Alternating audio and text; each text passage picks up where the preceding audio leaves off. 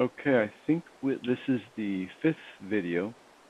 I have started telling my story with a focus on what I think I have to share as far as what I've learned about relationships and also about how God talks to me, and I'm hoping that someone else can find something in these videos. And I had started going along with my story and introduced the idea that God was talking to me that I would be dealing with at least 7 women, and he had reasons for that. So the idea of the 7, and I've already talked about how I got involved with 3 of the 7, 3 girls, and then I stopped. And the previous video was kind of more focused on how God speaks to me and ways that God can speak. And I think I need to do a bit more of that. So this video is going to continue with God Speaks, and I'm not going to really talk about the 7 so much. I'm going to go back to a earlier story right after my second divorce, that I had met someone who lived in another country, and I had introduced that briefly because I used an example of God talking to me via a very timely and specific message on the radio. But this story has a lot more of that, different ways that God spoke to me, so I want to go over some of that. The year is 2004. I got divorced. I was divorced January of that year, and it was really bad for me. I have to give some background so that I can sort of describe my mental and emotional state. First of all, I was unemployed, say from January to April, somewhere in there. So 3, 4 months. I could not get a job, and the expected alimony and child support was like, it was ridiculous. It was really super high. I don't want to give the figure, very high, and I could not afford it. So it started racking up, and I kept getting hauled into court. And every time I got hauled into court, the judge was, losing patience with me. He said, "Look, you're going to end up in jail."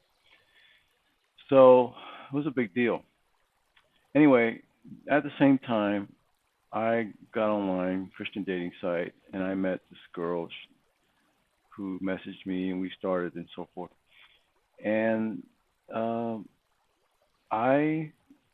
first thing is I tried to go up there. So now I'm going to go into one way that God speaks to me is via an impression or a thought. And in this case specifically, I bought an airline ticket to fly to the other country, and I was all excited, all set to go. I drive early in the morning to the major metropolitan airport near where I was living at the time.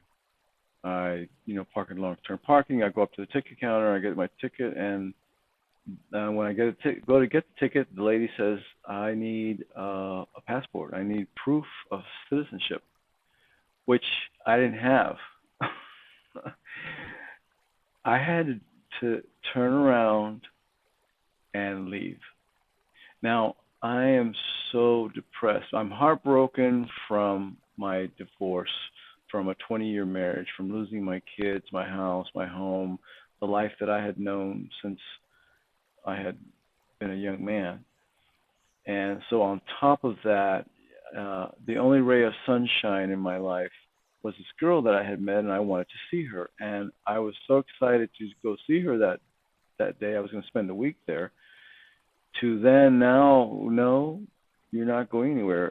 And because I needed a passport, a proof of citizenship, and I couldn't get it because the state government had taken it. They had revoked my passport because of the arrears, because of the money I owed. So it was almost like this death knell. It was this deep feeling that not only can I not go now, I'm never going to see her. But somehow so I'm driving back home, just distraught, and I don't know. And I was praying and asking God, to help me. And all of a sudden, it was like a thought, like an impression. That's all I can tell you. It was like an impression, a thought, but it was enough to calm me. And I wasn't sure, but obviously it had some effect on me because it helped. And the thought was, God did this, and it was for a good reason, and He's going to fix it. This is going to be okay. The idea of the impression or a thought actually continued because I was feeling calmer when I got back to my place. I tried to get on the phone with the airlines to get a refund for the airline ticket. And they said, nope, you cannot get a refund for the airline ticket. But they said, but it's good for a year. So, and they were adamant I was not going to get a refund, but it was good for a year. And I don't know how to explain this. All I know is I felt like God was taking care of this, and I was not going to lose that money, which meant somehow, perhaps I might end up going within a year's time.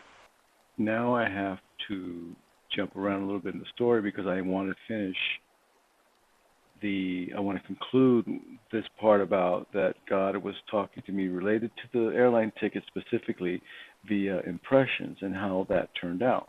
So quickly again, I get divorced and around January 2004, I meet this girl online. I think it was February, and we talked about wanting to see each other. And so obviously I'm the guy, so I thought I'm going to go first, and I already told you all that how that worked out. Well, it turns out that soon after I got a job somewhere in April, within a month, I was able to take the trip to see her. And it turns out that when I go to buy the airline ticket, it cost me $5 because I was able to use the airline ticket from before. Now, it requires faith to believe that God exists. It requires faith to believe that God talks to you and that God guides you and that God works in your life. And if you don't believe, you can chalk everything up that I've said to something else, and it means nothing to you. That's your prerogative. I'm just telling you my story. But for me, it was confirmation that God had been speaking to me and He was taking care of me. And not only that He cares about little things of life, not just like world events, but my little life in a little corner of the world where I want to go see some girl. Part of what helped me to understand and believe that God indeed had been talking to me is the fact of certain events that happened that allowed me to take the trip after all, which I have not gotten into yet. So that's going to be for the next video.